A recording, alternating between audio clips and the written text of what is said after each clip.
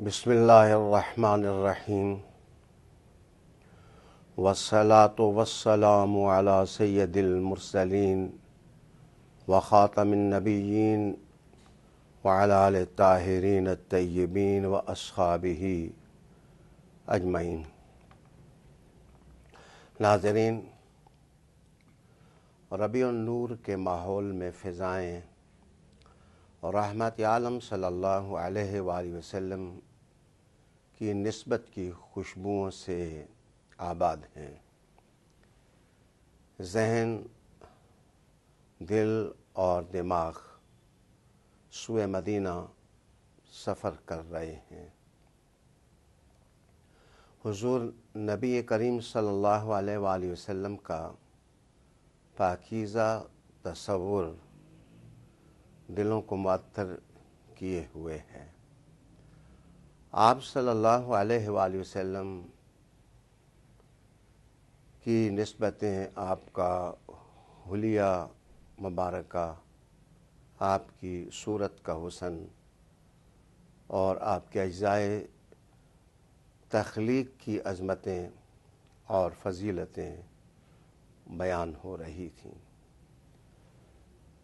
کسی بڑی ہستی کے بارے میں کوئی بڑا شخص بات کرے تو اعتبار اس کا بہت زیادہ ہوا کرتا ہے۔ رحمت عالم صلی اللہ علیہ وآلہ وسلم کے حسن اور جمال کا کما حقہ ادراک ایک ناممکن سی بات ہے۔ آقا صلی اللہ علیہ وآلہ وسلم کے وصاف، آپ کے اوصاف بیان کرنے والے کثیر ہیں، لیکن جو تصویر کشی عدالت کے ساتھ رحمت عالم صلی اللہ علیہ وآلہ وسلم کے صحابہ رضی اللہ تعالیٰ اجمعین نے کی ہے، یہ انہی کا حصہ ہے۔ وصف گوئی اور نعت رسول مقبول صلی اللہ علیہ وآلہ وسلم بیان کرنے میں زندگی کے اور بہت سارے شعبوں کی طرح اس میدان میں بھی حضرت علی المرتضیٰ کرم اللہ وجہہ الکریم سب سے آگے دکھائی دیتے ہیں۔ حدیث شریف کی کتابوں نے اور سیرت نگاروں نے آپ کی آراء کو بڑی اہمیت دی ہے۔ آج ترمذی شریف کے حوالے سے ہم آپ کی تصویر کے خط و حال دیکھنے کی کوشش کرتے ہیں، جو مبارک حلیہ کے بارے میں آپ نے ارشاد فرمائے ہیں۔ حضرت مولا علی کرم اللہ وجہہ الکریم ارشاد فرماتے ہیں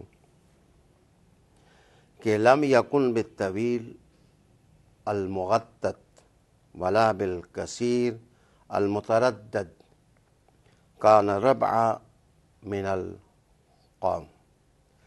یہ رسالت مآب صلی اللہ علیہ وآلہ وسلم کے جمال کی وہ تصویر ہے جو حضرت مولا علی ارشاد فرما رہے ہیں۔ آپ فرماتے ہیں کہ آپ درازی مائل قد رکھتے تھے، لیکن آپ کے قد کی طوالت ناموزوں، بے ڈھب اور درشت نہیں تھی۔ آپ نے قد مبارک کے بارے میں المغطط کا لفظ استعمال کیا۔ غطیط کس کو کہتے ہیں؟ علماء سیرت اور صورت لکھتے ہیں کہ الجذب والمد، وہ شخص جو اپنے قد میں سکڑے سمٹے، اس کو مغطط کہتے ہیں۔ یہ دراصل شخصیت کی شوخی ہوتی ہے کبھی سمٹنا، کبھی پھیلنا، کبھی اکڑوں ہونا، اور کبھی اپنے وجود کو بے ڈھب کرنا، اور کبھی مصنوعی حسن اس میں سمونے کی کوشش کرنا۔ حضرت مولا علی فرماتے ہیں کہ آپ صلی اللہ علیہ وآلہ وسلم کے وجود اطہر میں تخطیط نہیں تھی۔ آپ صلی اللہ علیہ وسلم کا وصف لکھنے والے علماء خصوصاً محدثین بیان کرتے ہیں کہ کمان سے جس وقت تیر دور تک پھینکنا ہو تو چمڑے کی وہ رسی جس سے کمان کی کوس کو باندھا جاتا ہے، جس وقت بے ڈب ہو اور تھوڑی زیادہ لمبی ہو، اور خواہش یہ ہو کہ تیر اچھے طریقے سے ہدف اور نشانے پر بیٹھے، اس کو مقطط سے تعبیر کرتے ہیں۔ جناب رسالت میں آپ صلی اللہ علیہ وآلہ وسلم کا مبارک قد نہ پست تھا، اور آپ صلی اللہ علیہ وسلم نہ ہی اس میں مصنوعی ادا سے حسن سمونے کی کوشش فرماتے تھے۔ آپ صلی اللہ علیہ وسلم کو اللہ نے اور فطرت نے ایسے حسن سے نواز رکھا تھا کہ آپ معیار حسن تھے۔ آپ صلی اللہ علیہ وسلم کے بارے میں مولا علی فرماتے ہیں کہ آپ قصیر المتردد بھی نہیں تھے۔ اس حدیث شریف کے حصے کی تشریح یوں ہوگی کہ قد کا اتنا چھوٹا ہونا جس کی وجہ یہ ہو کہ اعضاء جسم کے زیادہ گوشت سے گندے ہوئے ہوں اور ایک حصہ دوسرے حصے میں داخل ہو رہا ہو، لکھا التداخل بعض الاجزاء فی بعض الاجزاء، کہ جسم کے بعض حصوں کا بعض حصوں میں داخل ہونا۔ یہ انسان کا گندہ ہوا وجود بعض اوقات اس کی زشت اور عیب ہوئی کی بھی دلالت کرنے والی چیز ہوتی ہے۔ مولا علی نے فرمایا کہ نفسیاتی اعتبار سے یا فطرت کے حسن کا جو معیار ہے اس میں رکھ کر حضور کو دیکھیں تو آپ کا وجود اطہر اور آپ کا قد مبارک انتہائی معتدل تھا اور موزوں تھا، جو نظروں میں کھبتا تھا اور دلوں میں اترتا تھا، اور روحیں اس کے لیے کشش اور جاذبیت محسوس کرتی تھیں۔ حضرت مولا علی اسی جمال کی کہانی کو آگے بڑھاتے ہیں اور ارشاد فرماتے ہیں کان ربع من القوم۔ ربع کا لفظ اور ربع کا لفظ اور مربوعا کا لفظ حدیث شریف میں استعمال ہوا ہے۔ یہ عورت کے لیے بھی استعمال ہوتا ہے اور مرد کے لیے بھی استعمال ہوتا ہے۔ کہتے ہیں ربع رجلا اور ربع نساء او امرأة، عورتیں مربوع ہیں۔ مربوع کا مطلب ہوتا ہے کہ مرد میں اگر مردانہ حسن ہو اس کی شخصیت میں تو اس کا ربع کہتے ہیں، اور عورت میں اگر عورت کا حسن ہو تو اس کو بھی ربع سے تعبیر کرتے ہیں۔ اس جملے کا مفہوم یہ ہوگا کہ حضرت مولا علی ارشاد فرماتے ہیں کہ رحمت عالم صلی اللہ علیہ وسلم کو اللہ تعالیٰ نے مردانہ حسن سے نواز رکھا تھا۔ آپ کے چہرے میں، آپ کی شخصیت میں، آپ کے سینے میں اور آپ کے شانوں میں دیکھنے والا بندہ محسوس کرتا تھا کہ یہ مرد شجیع ہے۔ اللہ تعالیٰ نے اس قدر جمال آپ صلی اللہ علیہ وآلہ وسلم کے مشخصات میں رکھا تھا۔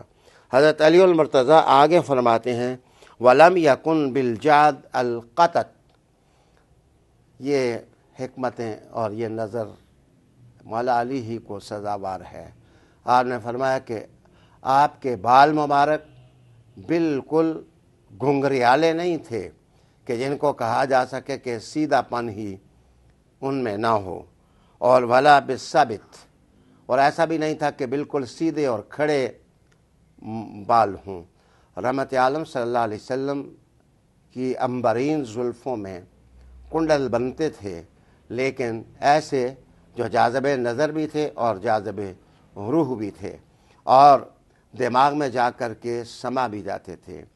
اگر آج آدمی کی بیوٹی پر آپ مختلف جو ماہرین ہیں حسن کے، ان کے آراء اور اقوال پڑھیں تو کہا جاتا ہے کہ وہ لوگ جو کسی گوند کے ساتھ بالوں کو سیدھا کر کے کھڑا کرتے ہیں، دراصل یہ جمال کے قرینوں کو توڑتے ہیں، اور وہ لوگ جو بالکل گھنگریالے بال جن کے ہر کنڈل میں دھول گرد اور غبار جا کر جم جائے، یہ بھی نفاست اور حسن کے معیار پر پورے نہیں اترتے۔ اعتدال جس میں زلفیں کنڈل کنڈل ہوں لیکن ان کے اندر بالوں کی چمک اور سیاہی دل میں کھبے، اللہ تعالیٰ نے یہ جمال رحمت عالم صلی اللہ علیہ وآلہ وسلم کو عطا کر رکھا تھا۔